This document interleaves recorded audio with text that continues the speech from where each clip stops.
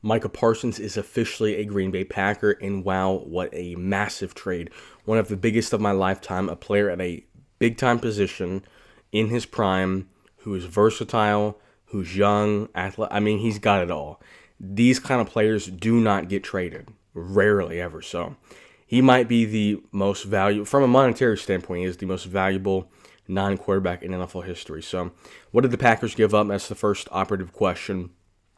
The Packers gave up 2 first-round draft picks. Presumably, are going to be late first-round draft picks because you don't make this kind of trade if you don't think you're competing for a championship. And I'll touch on that later in the video.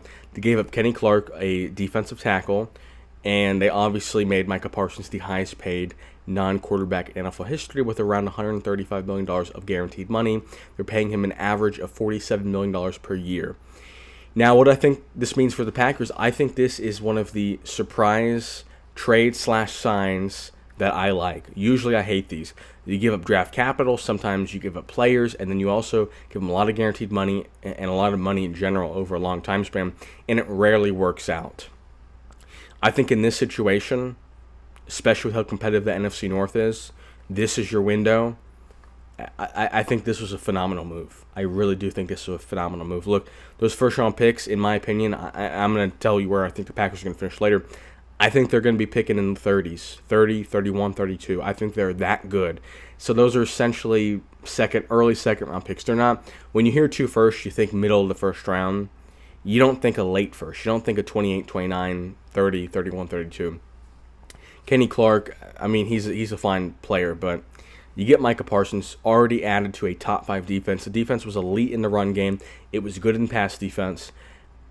I don't see any reason why this defense isn't top 5 once again, especially in they were top 5 last year in a division with the Lions, who were the number 1 offense in the NFL, with the Vikings, who were a top 5 offense. Look, I don't see any reason why they're not top 5 again. And the offense, even with Jordan Love missing multiple weeks starting the season, they were a top 5 offense. This defense had 2 questions, and the questions are kind of minor because I think this was a very well-rounded team. Can Jordan Love stay healthy, and can you shore up that pass defense? The pass defense was good. It wasn't great. It was really the team's weakness, and you added a premier pass rusher. That should help with the run game, but more so the pass rush, getting pressures, getting sacks, getting strip sacks, etc., and he can drop back into coverage. So I do think this defense is going to be improved. Presumably, if Jordan Love stays healthy, the offense should be improved. And I do think the Packers are going to represent the NFC in the Super Bowl against my Baltimore Ravens. That is my Super Bowl prediction as of today, barring any other major trades. And yeah, so I think the Packers won. I think this is going to, number 1, help the team win more games. Number 2, sell tickets and jerseys, which, look, these are businesses. If you can add a star player like that, even if you're not winning more games, if you can make more money, that's the name of the game. Now, in terms of the Cowboys, I think this can be a win for them. Look, they get 2 first-round draft picks, and I know they're going to be late, as I've mentioned, but 2 first-round draft picks on a player that you're not going to sign and you don't feel comfortable signing, it makes sense to get something out of him, as well as a rotational starter in Kenny Clark. But the Cowboys are in a weird middle zone. They have a premier quarterback. They have CeeDee Lamb. They have George Pickens. They traded a second for Pickens, and that second, there's a good chance that second is going to be within a few picks of the Packers first. Because if the Cowboys stink, they gave up a top 5, top 10 second-round pick, and then they traded Parsons to get a late. It's like, I mean, you're trading Pickens for Parsons to a degree. And I know you don't have the financial noose around your neck of holding on to Pickens because this is contract year, but look, I think if you're going to do this, and I do think the Cowboys are due for a rebuild, I think you trade CeeDee Lamb. He's the most tradable asset you have. I think you trade everybody on the defense that you can.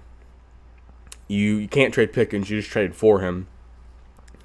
I guess you trade Dak if possible. If there's a good team that loses their quarterback that wants to win it. Maybe that's Rams. Maybe that's the Vikings. They think they can win it with Dak. I don't know the specific location for Dak Prescott. Maybe the Dolphins. I think you trade Dak. You trade CeeDee.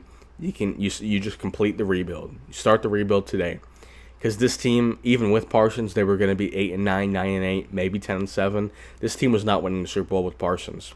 Without Parsons, with no run game, with no run defense, with no pass defense, you're looking at max 7 wins. So I think they should blow it up. I think this can be the start to a good rebuild.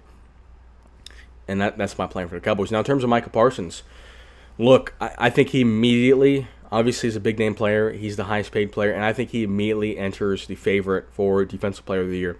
Going on a good defense where they cannot solely focus on you because of Gary, because of other players on that defense, because of Walker, because you're going to be leading in a lot of games, which means you can pass rush more. Look, I'm gonna have to wait and see what the odds look like, but I think Parsons to win Defensive Player of the Year it's gonna be pretty likely. We're gonna be looking at Week 15, Week 16.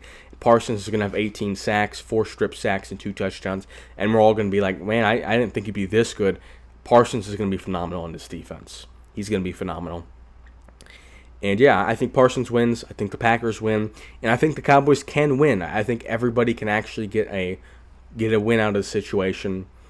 And my prediction is, I've already mentioned, I do think the Packers will be representing the NFC. I had them neck and neck with the Lions. I had the Lions at 3 in my power rankings. I had the Packers at 4. For this move, for me, I'm leapfrogging the Packers over the division rival Lions and over the Philadelphia Eagles. I think the Packers are the best team in the NFC. And if I were redoing my power rankings, I would slide the Eagles to 3. I would slide the Lions to 4.